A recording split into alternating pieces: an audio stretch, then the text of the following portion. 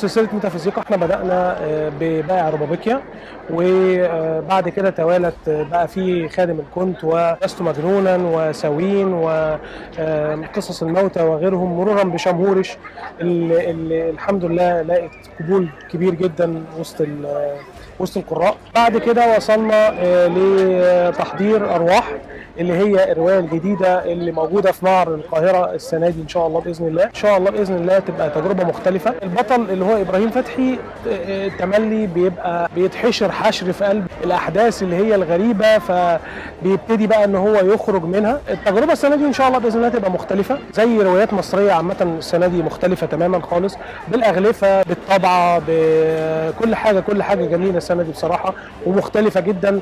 تصميم الاغلفه نفسه جميل ومختلف وجذاب. نتكلم عن تحضير ارواح بشكل مختصر. هي مختلفه لانها هي تجربه حقيقيه، هي قصه حقيقيه او مقتبسه من قصه حقيقيه بتحكي عن واحد طول عمره في بيته تملي مراته حاسه ان هو على طول بيخونها، يعني على طول بيخونها، فبيبتدي ان هو يقول ايه، طب انا طالما انت حاسه ان انا بخونك فانا هخونك. للاسف مع اول تجربه للخيانه بتحصل مشاكل ليه وبتحصل جرائم قتل وبيتدبس فيها. كفايه كده، مش عايز احرق لكم الباقي.